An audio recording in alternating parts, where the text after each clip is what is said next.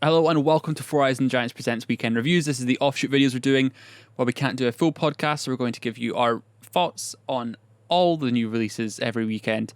This time we're doing Vacation Friends. I'm Cameron, and Jordy Steele is going to tell you all about the movie. Marcus has the perfect holiday planned for he and his girlfriend Emily. However, his plan to propose to her goes awry and brings them into contact with carefree couple Ron and Kyla. Together, the couples have a wild time with Marcus and Emily giving in to the wild lifestyle of Ron and Kyla. But when Marcus and Emily return for their wedding, they find out that not everything that happens in Mexico stays in Mexico. What does this mean? Depresso liber. It's a phrase that has special meaning to people such as myself, Marcus. A reminder that a powerful weapon like this should only be used when absolutely necessary. Now put that bottle on your head. I'm gonna shoot it off. Yes! No, hold on one second. Hold on a second. Guys, no, seriously, stop playing. It's fine. We play this game at home all the time. Babe, he's not serious. We've been drinking and we've been smoking. Count it! What? You hit the bottle this time. Oh my God.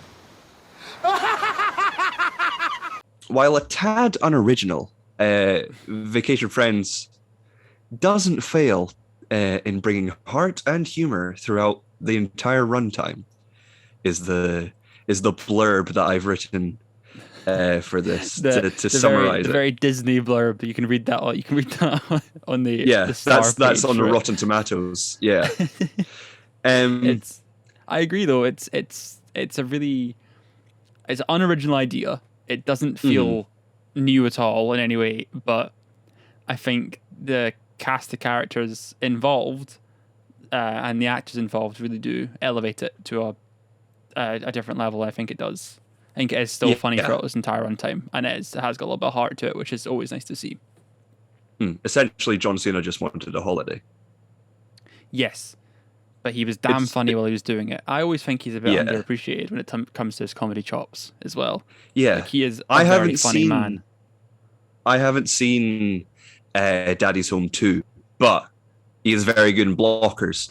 And I feel like it's nothing special, but it's another sort of chance to see his comedy chops. And he's very good in this sort of, as soon as it ended, I told you and I said to my parents, because I live at home currently, which is fantastic. Basically, this film it felt like a remake of a Steve Martin, John Candy film, or Dan Aykroyd, John Candy film, or any like Great Outdoors or Planes, Trains and Automobiles.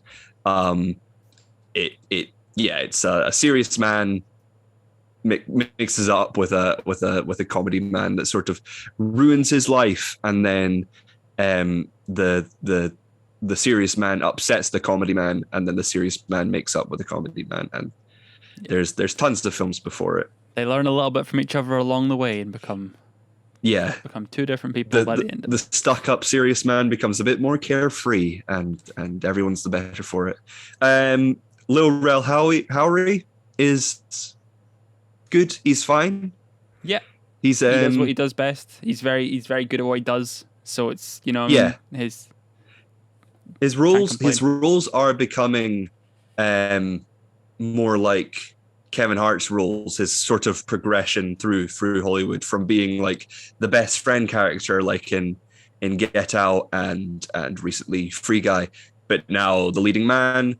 But Kevin Hart's career, when he's the leading man, his roles are usually he's a serious guy mixing it up with the wacky absurd guy, like in like Get Hard or what's the film with Dwayne? Central Intelligence.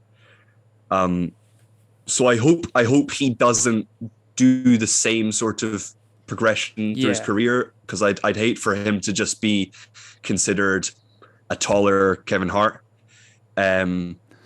But yeah, he's I liked him, and I hope he does more leading man stuff. I know he's got a serious film coming out soon. I didn't even I didn't know he was doing that, but that's cool. Any standout moments for you in terms of comedy set pieces? There is a joke which I love. Nothing, not to spoil much, but there's a joke involving John Cena and a wrestling show, and John says, "Anyone can do this," and I went, "Ha ha!" Same. I did. Because I love it. he's a wrestler. I thought as soon as I was like, he's gonna be like, "Oh, easy."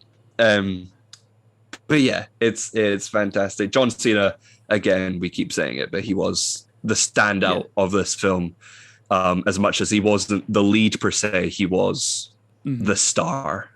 You mentioned Blockers before, and I think that's a good sort of referencing point for his sort of performance in this as well, where he played more of a straight person, but he was doing silly stuff, and it was kind of like he's really good at playing the dumb, like playing dumb, but not on a level that's sort of like you're like, stop it, you're being stupid now, in a kind of a level of like it's still funny, and not it doesn't go too far. You know what I mean? It doesn't go too far into being like you're just stupid, like ridiculous. Now he plays a good dumb.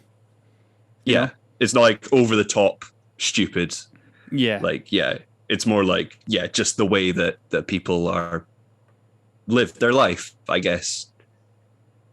Exactly. He's not dumb. He's just sort of carefree and happier for it. But yeah. So yeah, it's